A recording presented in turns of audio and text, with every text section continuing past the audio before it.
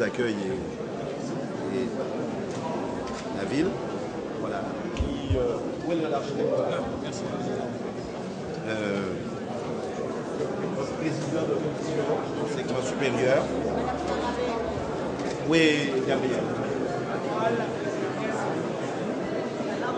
Voilà. Monsieur Sainton. Oui, monsieur Sainton. Monsieur Sainton. Sainton n'est pas là. On va mettre de conférence.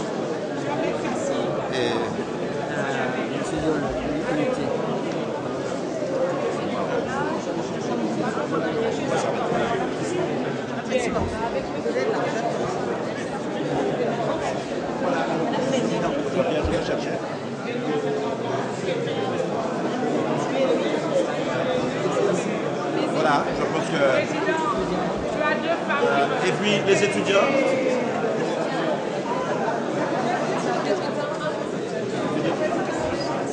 Elle est belle.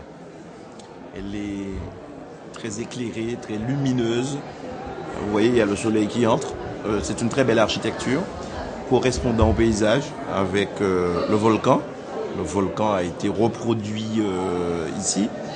Bon, pour le moment, c'est 15 000 ouvrages. C'est, me dit-on, près de 35 000 revues ici et à Fouillol en ligne. Et puis j'ai vu des applications informatiques qui sont formidables. On pourra, en étant ici, mais en étant chez soi également, se mettre en ligne, se connecter et consulter le fonds numérisé de certaines bibliothèques. Et probablement, je l'espère, moi en tout cas, le fonds Caraïbes de l'Université Antilles-Guyane, mais ça c'est un projet, avec ce qu'ils appellent DILOC, qui est la mise en ligne de toutes les universités de la Caraïbe. C'est formidable. J'avoue, je suis assez jaloux de ça. Étudiant, j'ai beaucoup aimé les livres, j'ai beaucoup fréquenté les bibliothèques. Et là, on n'avait pas ces beautés-là, ces bijoux-là, ces outils-là.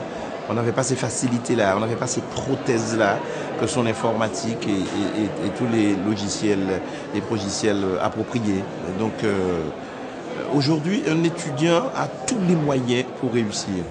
Et pour réussir sa recherche, pour faire sa thèse, pour publier. Et ça, c'est formidable. À l'époque, il fallait physiquement se déplacer et venir. Donc, il faut toujours physiquement se déplacer et venir en bibliothèque.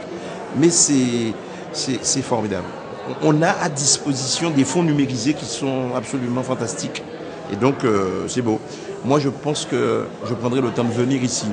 Ce qui est bien ici à Saint-Claude, c'est que le public peut venir. Ce n'est pas simplement les étudiants. À côté, vous avez la bibliothèque municipale. Donc, c'est bien la première fois qu'il y a une sorte de lien entre la ville et l'université, entre les gens et les étudiants. Donc, ils pourront, c'est un très bon mariage. C'est une très belle synergie.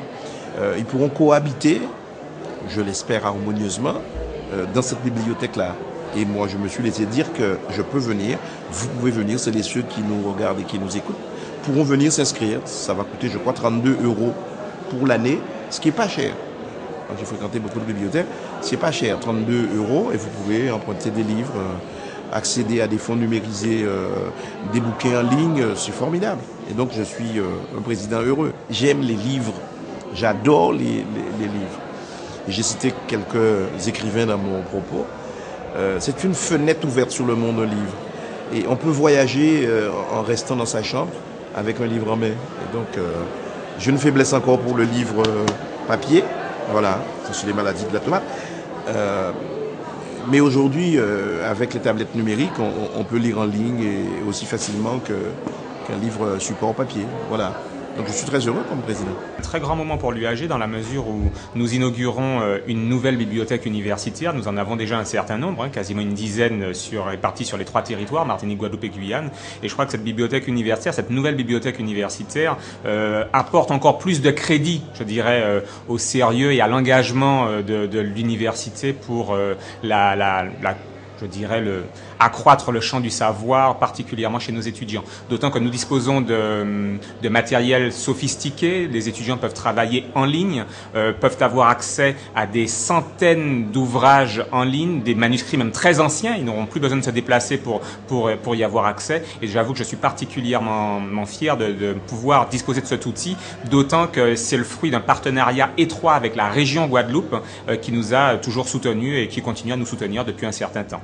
C'est vraiment l'intérêt des jeunes. La région Guadeloupe, qui épaule lourdement l'Université des Antilles et de la Guyane, a bien pris conscience de tout l'intérêt qu'il y a de miser, je dirais, sur la jeunesse guadeloupéenne, et nous en sommes particulièrement satisfaits.